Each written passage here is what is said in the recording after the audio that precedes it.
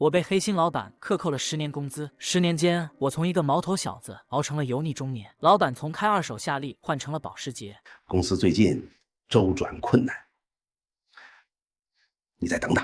这句话我听了10年。那天我去公司，发现大门紧锁，门口围着一群同样被欠薪的同事。老板跑路了，留给我的只有一间破旧的小卖铺，说是抵账。我根据地址找到那家小卖铺，名叫万家杂货铺，藏在一条偏僻的街道尽头。玻璃门上贴着泛黄的广告，货架上积着厚厚的灰。我站在店里，想笑又想哭。电话就在这时响了：小莫，你爷爷突发脑溢血，现在在医院，医生说手术费要100万。我脑子刹那间空白了，仿佛世界在围着我转。父母因为车祸意外离世，奶奶也走得早，是爷爷把我拉扯大的。他供我吃穿，供我读书，供我来城里闯荡。我混成这样，连他生病都没钱治。我问遍了认识的所有人，借到的钱只有10万，完全不够手术费。那天晚上，我坐在小卖铺的柜台后面，看着满屋的杂货发呆。灯泡忽明忽暗，像是随时要灭。我想，也许我的命也快灭了。就在我思绪游离的时候，我随手打开柜台下面的一个旧抽屉，里面堆满了杂物。我翻了翻，想找点值钱的东西，手指突然被一个尖锐的东西划了一下，疼得我倒吸一口凉气。低头一看，抽屉角落里躺着一块沾着灰尘的古玉，我的血正滴在上面。还没等我反应过来，玉佩突然爆发出刺眼的白光，我下意识闭上眼，周围是银白色的金属墙壁，各种全息屏幕在空中闪烁。我坐在一张金属床上，几十把各种武器对准着我，面前站着一个穿银灰色战斗服的年轻人。你是什么人？怎么闯入我的实验室的？他的声音带着明显的敌意。我懵了，说话都结巴了。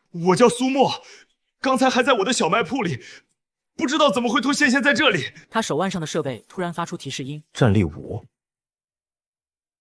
普通人。我还想解释，但他突然愣住，眼睛直勾勾地盯着我手里的苹果。这不可能！新鲜的、完整的10果。我低头看看手里的苹果，不明白他为什么这么激动。他的声音有些发颤：能给我看看吗？我把苹果递过去，他双手接过，凑近闻了闻，眼眶居然红了。50年了，终于见过真正的食物长什么样了。我愣住了。你没吃过饭？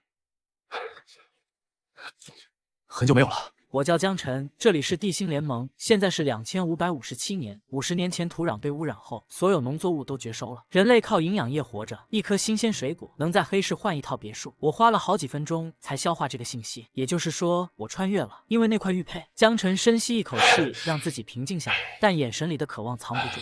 苏沫，你还有这种水果吗？我可以跟你换。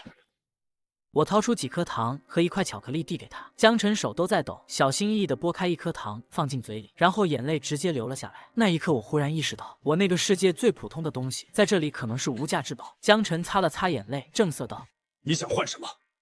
我是联盟少主，权限范围内，什么都可以谈。”我脑子飞速转起来，我需要钱，需要救爷爷，但更需要的是能改变命运的东西。我想要能让我变强，能救人命的东西。江晨点点头，走到一旁的操作台前，调出几个全息投影。生物强化改造可以让你战力从5提升到150，力量速度提升3倍，纳米修复单元常驻血液，轻伤瞬间愈合，寿命延长到250岁。他顿了顿，作为交换，新鲜15和土壤样品。我看着那些全息投影，心跳加速。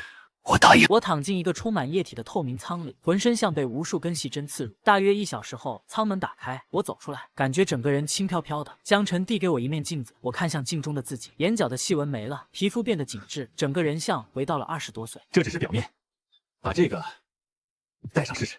江晨递过来一个小巧的单目镜片，我把镜片贴在眼睛上，眼前立刻浮现出一串数据：苏沫战力150，状态健康。这是单目 AI 镜，可以扫描分析你看到的任何东西，包括生物战力、物品战局、能量等级。江晨又拿出一堆东西，经过单目镜反馈，一个手表样的东西是能量护盾，可以抵挡战力500以下的攻击；一个银色的金属盒是治疗机器人，可修复伤势、解析病毒、生成抗体；最后是一个背包，空间压缩背包，初始容量100升，可升级。我看着这些东西，忽然有种不真实的感觉。几个小时前，我还是个被欠薪的废物，现在却拥有了超越常人的力量。我需要给你什么？我有点忐忑，毕竟这么多这么贵重的东西，我怕我负担不起。江晨指了指我带来的苹果和糖。这些就够第一次交易了。我点点头，手中紧紧握着玉佩。可以，合作愉快。江晨笑着点了点头，挥手与我道别。我深吸一口气，集中意念想着回家。玉佩微微发热，白光再次炸裂。等我睁开眼，已经回到了小卖铺的柜台后面，灯泡还在忽明忽暗的闪，好像刚才的一切只是幻觉，但身上的一切都在告诉我，那不是梦。我忍不住笑了。第二天一早，我带着一颗未来电池去了交易市场，转悠了半天，钻进一家叫聚宝斋的店。老板是个瘦老头，戴着老花镜，看起来很有派头。他接过电池后研究半天，又拿放大镜照，连连惊叹，最后啥都没问，直接开价50万拿下。50万我全寄给了医院，可爷爷的手术费还差50万。我又回了未来一趟，依旧落在实验室，但我这次带了10颗苹果。江晨激动的差点跳起来，当场又给我装了一些未来的小玩意。我曾试过在除小卖铺外的地方催动玉佩，这玉怎么一点光都没有？琢磨清楚规律后，我也不再迷茫，再次来到聚宝斋。老板老钱看着我又拿出电池时，眼神变了。小兄弟，你这东西到底从哪儿来的？我笑了笑，保密。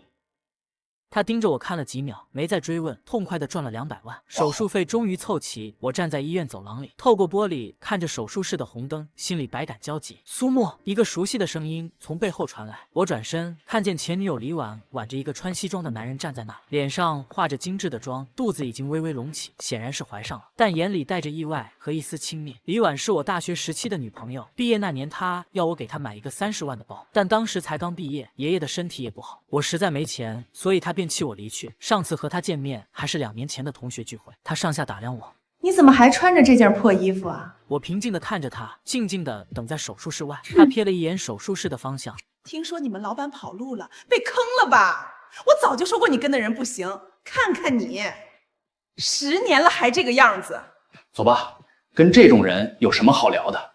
我没说话，只是看着他们离开。弹幕 AI 镜悄悄扫描了那男人，手表是假的，西装是高仿，身价最多几百万。而我背包里的未来小物件够买10个他。手术灯灭了，医生走出来，手术很成功，病人已经脱离危险，后续还需要调养，去办住院手续吧。我长长的吐出一口气，靠在墙上，当即给爷爷办了 VIP 病房，还请了专业的护工。回到小卖铺，我将隔壁2家店铺周丽杂打通墙壁，重新装修。1周后，万家超市的招牌挂了起来，货架上整整齐齐码着各种物资：矿泉水、压缩饼干、方便面、罐头、急救包、保暖衣物、日用百货，一样都没少。我坐在收银台后面，看着焕然一新的店面，心里忽然有了底气。玉佩在掌心微微闪烁着。这几天我一直在研究它，发现只要集中意念，就能隐约感应到不同的方向。有的方向传来低沉的嗡鸣，有的方向散发着微弱的热度。最清晰的一个方向就是未来世界。我试着将意念探向其中一个方向，玉佩微微发烫，白光一闪，下一秒我站在一片废墟之中，天空是暗灰色的，云层低得像要压塌下来，四周是扭曲的钢筋、碎裂的玻璃、翻倒的车辆，空气中弥漫着腐臭味和淡淡的铁锈味。我刚想拿口罩，转角处突然传来一声嘶吼，3道人影扑了过来，不是人，是丧尸。扫描到目标，普通丧尸，战力20，击杀可获得金盒，可兑换现实货币约5000元每颗。我下意识启动能量护盾，透明的光照瞬间包裹全身，丧尸撞上来，直接被弹开。我抬手拿出激光枪，将3个丧尸头部贯穿，取出金盒，15000到手。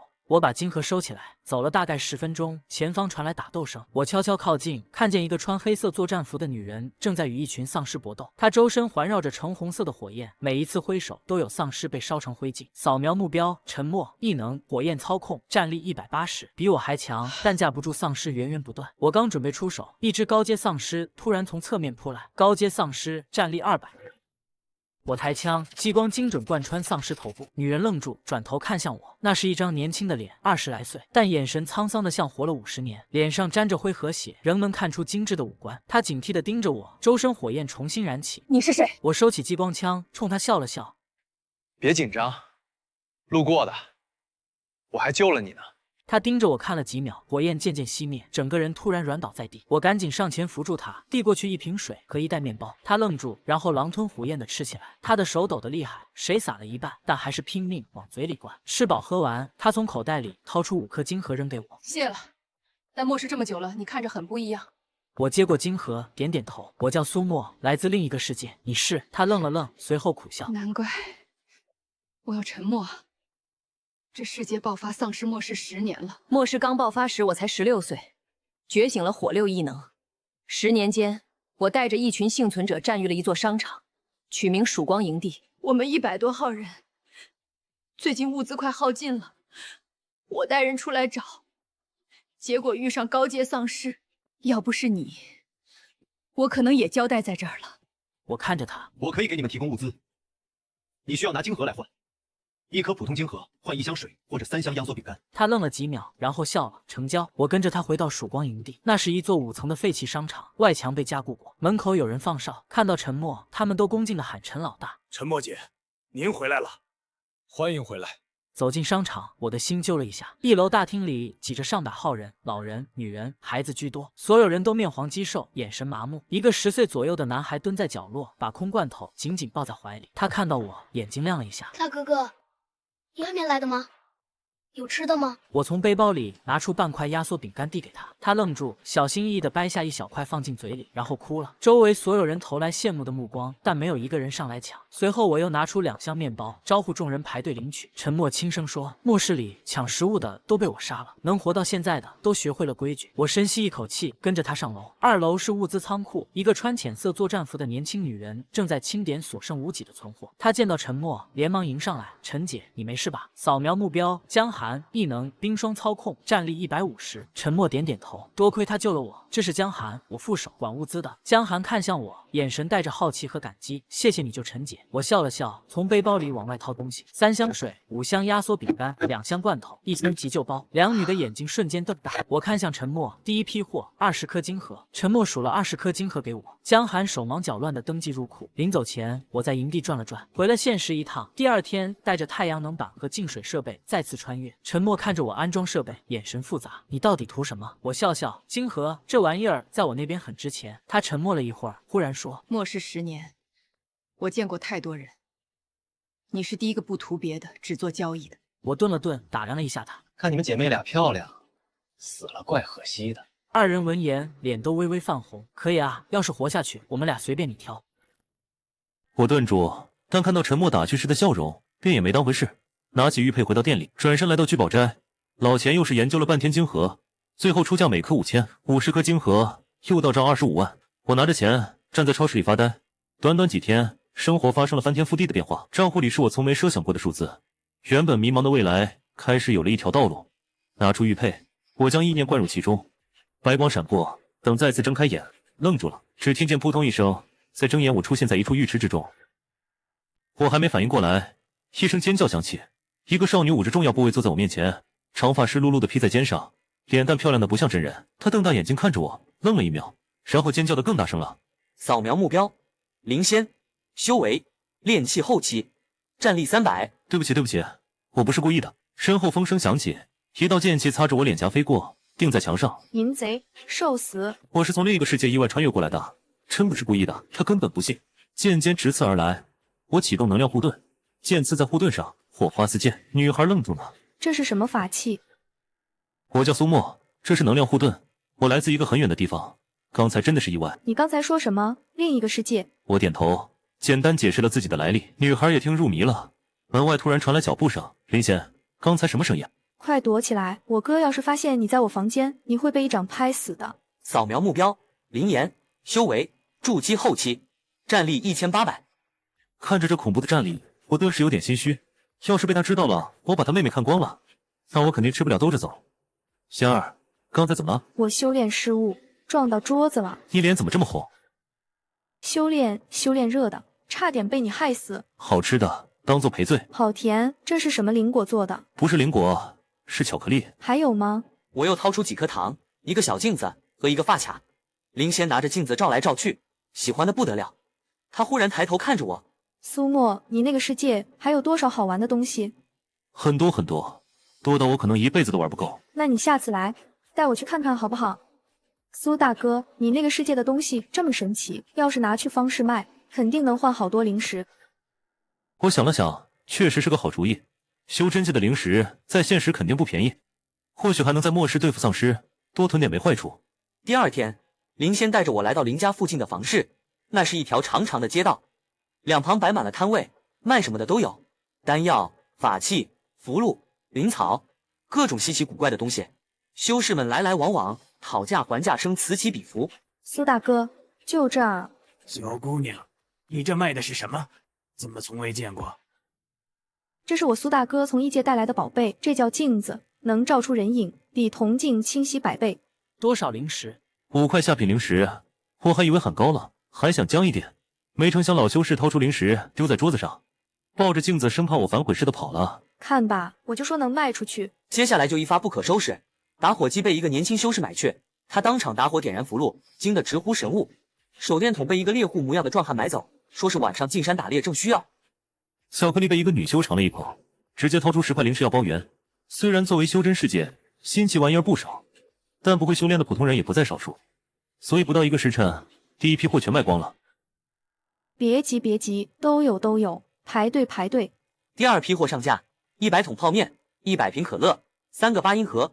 8音盒刚打开，清脆的音乐响起，周围所有人都愣住了。苏大哥，这个好好听。我笑着把一个8音盒递给他，他抱着8音盒，脸疼的红了，低着头小声说：“谢谢苏大哥。”这一天下来，我收获了整整120块下品零食，外加2本基础功法、吐纳法和清风13式。连着几天，我都在现实和修仙界两头跑，生意火爆的要把我的超市掏空。这般火热的情况也让林岩找上门来，但看到林仙乐在其中，便也没有说什么。储物包里的零食堆成小山。下午时分，房室外突然传来一阵骚乱。妖兽来了！我抬头一看，远处天空黑压压一片，是飞行妖兽，地上也有滚滚烟尘，受潮。弹幕 AI 请立刻扫描，都是一群练气息的妖兽。房室里顿时乱成一团，修士们四散奔逃。林仙脸色发白，紧紧抓着我的袖子。别怕，跟着我。一只铁羽鹰俯冲而下，目标正是我们摊位。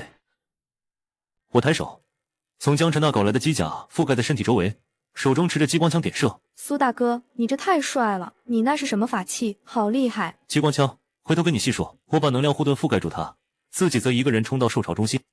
我犹如一个战神，在兽潮中间游龙，妖兽也拿我没办法，战力太低，连一道痕迹都没在机甲上留下。林仙依然被这一幕震撼，完全变成了我的小迷妹，在护罩里疯狂给我打 call。终于，林家的护卫队终于来了，茫茫兽潮被瞬间平息，尤其林岩一剑斩杀了数百头妖兽，不愧是战力1800的高手。林岩看着满地的尸体，再看看林仙崇拜的眼神。苏沫介意不说话，这才几天，你好像把我妹妹心勾走了，你怎么想的？看来以后得收敛一点了。罢了，随你们了。但要是敢负他，我追杀你到天涯海角。苏大哥，这是我亲手编的，可以防心魔，你要带着哦。人大了，不着家了啊。小苏啊，那批货卖的差不多了，啥时候有新货？过2天，这次有好东西。挂了电话，我拿出林岩走前塞给我的储物戒，里面东西不少，但有几个瓶子吸引了我的注意。林岩交代过，里面有几瓶培元丹，对我这种普通人修炼很有作用。心念一动，培元丹出现在我手上。机械改造加修仙，2大终极幻想在此时近在咫尺。但更重要的是，经过治疗机器人分析，我正想着，玉佩突然发热，传来一阵不安的波动，是末世方向。几个幸存者正在清理废墟，脸上全是麻木。陈默从里面冲出来，见到我，眼眶一下就红了。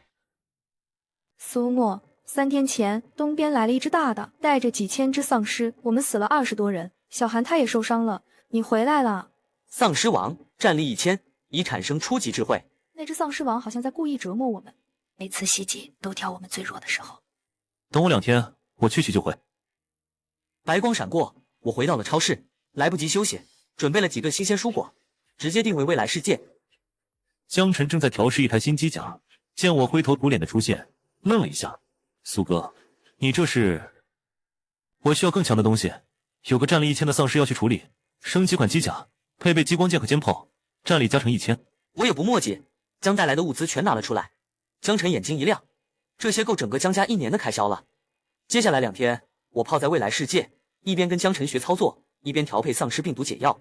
2天后，机甲交付，银灰色的金属覆盖全身。我握着激光剑回到末世，到达时已是晚上。你这是？那只丧尸王最近来过吗？昨晚来过1次，但没攻击。第2天一早，我就带着陈默和江寒出发。废弃工厂里至少有3000只丧尸，丧尸王在进化。我心里一沉，机甲启动，荧光划破灰暗的天空。我直接冲进工厂，激光剑横扫，挡路的丧尸瞬间断成2截。工厂深处传来一声怒吼，丧尸王冲了出来， AI 镜立马分析出他的弱点在后颈晶核，他的速度快得惊人。我反手一剑，激光剑在他身上划出一道焦黑的痕迹。沉默他们也帮我挡住了其他的丧尸。丧尸王再次扑来，肩炮瞬间启动，将他的胸口炸开一个血洞。我将机甲能量全开，迎着丧尸王冲过去。他张开血盆大口咬来，我一个滑铲从他身下穿过，激光剑自下而上，狠狠刺入后颈。一颗金色的晶核被我直接掏出，里面蕴含的能量比中品灵石还多几十倍。丧尸王僵住了，然后轰然倒地。外面的丧尸似乎瞬间失去斗志，嘶吼着迅速散开。我趁机冲出去，帮助二女将在此的丧尸尽数斩杀。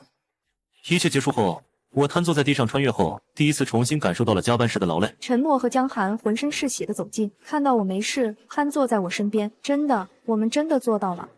没事，搞定了。干掉丧尸王后，营地迎来了难得的平静。我成了营地的大英雄，陆陆续续的幸存者来感谢我，送来各种稀奇古怪的东西。有人找到一块篮球大的狗头金，有人翻出一瓶珍藏多年的白酒，甚至有个老头送了我一本末世生存指南。但最让我头疼的是陈默和江寒。陈默越来越直接，每次见我都要往我身边凑。江寒虽然含蓄，但眼神里的温柔藏都藏不住。那天晚上，我半躺在营地天台上看星星，想什么呢？想以后。他沉默了一会儿，放下防备躺在我旁边，怎么看都完全不像是在末世厮杀了10年的异能者。天台门口传来轻响，江寒慢慢走过来，自然的坐在旁边。3个人坐在天台上，喝着啤酒，看着星星，谁也没说太多话。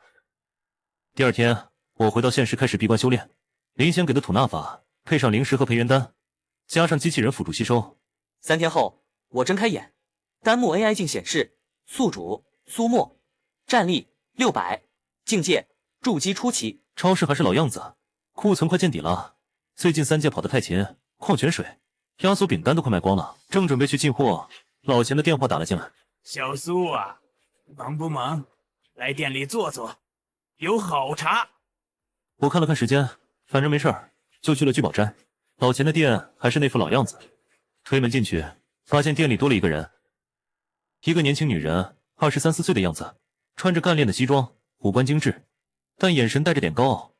她正拿着放大镜看一块玉，听见动静，抬头扫了我一眼，然后继续低头。老钱笑呵呵地迎上来：“小苏，来，介绍个人给你认识，这是我孙女。前晚是什么海龟 MBA 来着？我也不懂。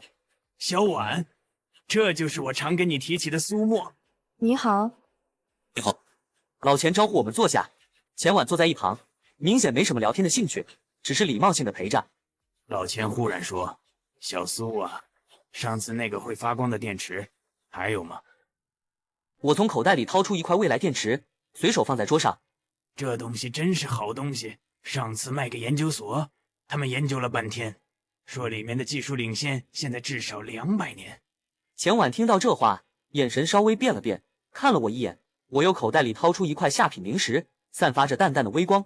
前晚愣住了，忍不住开口：“这是……小苏，这东西里面有种很特殊的能量，比上次那个电池还稀罕。”前晚凑过去看，眼睛里全是好奇。我笑了笑，都没把狗头金和金色晶核拿出来，怕太震撼他们。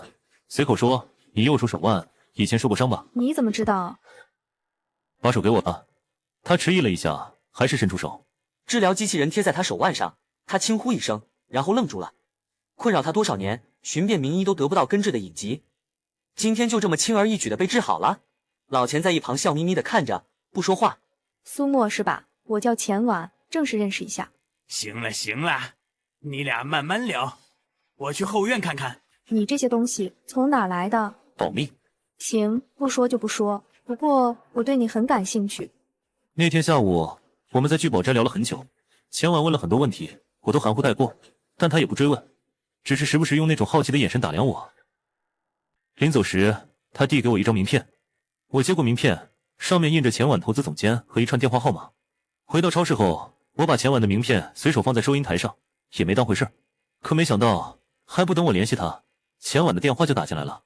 电话那头的声音比昨天热情多了。“苏沫，我是钱婉，有空吗？想请你喝杯咖啡。”我看了眼时间，离进货的货车道还有半天，正好闲着便答应下来。他报了个地址，是市中心一家高档咖啡厅，我换了身干净衣服，开着几天前买的钱老板同款保时捷，到地方一看，价格确实给我吓到了。换做以前，一杯咖啡顶我3天工资。钱婉已经坐在靠窗的位置，见我到来，他笑着招呼：“先尝尝这家店的蓝山，很不错。对了，有件事我觉得应该告诉你，你以前那个黑心老板跑路后又开了家新公司，结果前几天被我收购了。”我愣了愣，手里的咖啡杯停在半空。那家伙开的新公司做的是跨境电商，正好在我的投资范围内。我让人查了他的底，发现他不仅挪用公款，还做假账。收购之后，我直接报警，现在他人在看守所，公司也破产了。听说他欠了一屁股债，老婆都跟他离婚了。我听完沉默了几秒，然后笑了。怎么解气吗？这杯咖啡值了。说正事吧，我对你那些东西真的很感兴趣，不是想打听你秘密，就是想合作。我只能说，这些东西来自一些很特殊的地方，量不大，但品质绝对顶级。他若有所思的点点头，没再追问，转而聊起了投资的事，聊了一上午，挺投缘。临走时，我想给爷爷买营养品的，但他非要跟着。可刚进电梯，门一开，迎面撞上2个人，李婉和她那个假表男友。四目相对，他愣了一下，然后目光扫过我身边的钱婉，眼神变了。哟，苏沫，这么巧，这是新女朋友，这是傍上大款了。钱总，你是？我是延康公司的王岩，上次在商会见过你。老公，你认识他？认识，钱婉钱总，投资圈的顶级大佬，我们公司的最大投资人。王总真是好眼光，什么货色都看得上。电梯到了，钱婉婉助我走出去，只留下不知所措的王岩2人。钱婉走在我身边，忽然笑了。前任，当初的年少而已，都过去了。他看了我一眼，第一次在我眼里看到挫败，沉默着陪我买完东西。后面老钱打来电话才离开。回到超市，运货的师傅也正好赶到，4大货车停在门口。苏老板，你要的东西要不要检查一下？苏老板，这是这个月第4次进货了，你到底做的什么大买卖？大人物不能透露。把司机打发走，看着这么多东西，也犯难无意间。看到玉佩，我转身来到实验室。可我刚到，江城火急火燎地冲到我面前：“苏哥，已经找到解决办法了，末世有救了。前2天还在为那只丧尸王不断升级的事焦头烂额，现在就找到办法了。说清楚，什么办法？你上次给我的那颗金色晶核，我分析过了，里面的能量纯度简直吓人，而且我发现这种能量可以彻底中和丧尸病毒的本源。然后呢？然后我结合你给我的那些灵石数据，得出一个结论：如果能用修真界的炼丹术把这颗晶核炼制成丹药，在雾化大面积喷洒，就能从根源上清除所有病毒。但问题是，我不会炼丹，你得去找那个世界的炼丹师。行，我这就去。苏大哥，你怎么知道我来了？我感觉到护身符的波动了。那是之前他送给我的，没想到还有这功能。这次来待多久？上次那个访视还有好多摊位你没逛过呢。这次有事要办，很重要的事儿。炼丹，找李老啊，我们林家的供奉炼丹师，他就能帮你。在他的带领下，我们来到李老住处。林丫头，这就是你说的那个异界来的小友。李老，苏大哥有件事想请您帮忙。我从储物戒指里拿出那颗金色晶核，晶核一出现，周围的灵气似乎都波动了一下。这是何物？老夫炼丹100年，从未见过如此纯净的能量结晶。这是我们从另一个世界得到的一只丧尸王的晶核，理论上是要纯净，若能配以清心草、月髓枝、龙涎果3味灵草，可炼制净化丹。这3味灵草极为稀有，有地方能找到吗？清心草和玉髓枝，坊市里偶尔有售。龙涎果，老夫记得3年前拍卖会上出现过一次，被天宝阁的人买走了。天宝阁就是方氏最大的拍卖行，每个月都有大拍卖会，下次应该就在3天后。那就等3天。苏大哥，这3天我带你去方氏逛逛，先把清心草和玉髓枝找到。林仙拉着我去了房市，这次比上次更热闹。林仙熟门熟路地带着我穿梭其中，他眼睛尖，很快就在一个角落里发现了目标。苏大哥，东西在那里。清心草50灵石1株，玉髓枝80灵石1株，一共130。行不行？这是异界来的灵石，甜得很，可比灵石值钱多了。这是何物？怎会如此美味？我笑而不语。最后，他用3株清心草、2株玉髓枝换了一盒巧克力，临走时还拉着我问还有没有。苏大哥，你这招真绝！扫描到目标，残破护心镜，内藏未激活的防御阵法，修复后可达上品防御灵气。10块零食，拿走。苏大哥，这破镜子有什么用？我从储物戒指里拿出治疗机器人，让它一点点激活镜子里的阵法。半个时辰后，镜子上的锈迹开始脱落，露出下面古朴的纹路。护心镜已修复，上品防御灵气，可抵挡金丹期以下攻击。送你的。这是给我的。这个能保命。苏大哥，这是我收到过最好的礼物。拍卖会如约到来，天宝阁是房市里最大的建筑，一共3层。林仙带着我进去，出示了林家的令牌，直接被请到2楼的雅间。苏大哥，龙涎果很抢手的，待会儿你打算怎么拍？放心，我有准备。拍卖会开始了，各种奇珍异宝轮番上场，丹药、法器、功法、灵草，竞价声此起彼伏。我一直没动，直到最后一件压轴物品登场。龙涎果，起拍价100零食，150、200、250、900零食。是王家的王冲，出了名的纨绔，仗着家里有钱横行霸道。1000零食，1100、1500。哟，这不是林家大小姐吗？怎么跟个土包子混在一起？王冲，你嘴巴放干净点。小美人，不如跟本公子去喝杯茶。我懒得废话，直接启动机甲，银灰色金属瞬间覆盖全身，一剑将王冲的其中一个护卫就地格杀。王冲和另外一个随从脸色煞白，腿一软，直接坐在地上。原本我是想全杀了，但考虑到不能林家招来麻烦，索性还是留守了。毕竟为了一个随从，王家还不至于和林家翻脸。苏大哥，你太帅了。走吧，平草齐了。回到林家，李老已经在丹房里等着了。我把材料放下，李老深吸一口气，开始开炉炼丹。炉温偏高，需要降1成，药液融合度70%，再等1刻钟。李老一开始还不太习惯，后来发现这玩意儿比自己的经验还准，干脆全听我的。净化丹成酒，可彻底中和丧尸病毒。苏大哥辛苦。怎么了？苏大哥，等末世结束了，我想去你的世界看看，想多跟你待一会儿，想看看你长大的地方，想吃你说的那些好吃的，想。好。他抬起头，眼睛红红的，但笑得像春天的花。他的脸瞬间红透，捂着脸跑出了丹房。我看着他的背影，忍不住笑了。等我回来，一定会带你去的。白光闪过，我回到了超市，来不及休息，直接来到江晨地实验室。我把玉瓶举到他面前，9颗净化丹够用。江晨一拍大腿，太好了，我也准备好了，大型运输机1架，无人机100台，全部改装成喷雾设备。实验室里，一架银白色的运输机静静停着，机翼下挂满了无人机。江晨得意的介绍，这架运输机可以低空低速飞行，续航50个小时，无人机群可以覆盖半径200公里，配合丹药溶液，一次喷洒就能净化大片区域。那就出发。白光闪烁，运输机被我用空间戒指带到了末世。陈默和江寒已经在曙光营地等着了。看到那架巨大的飞机从天而降，所有人都愣住了。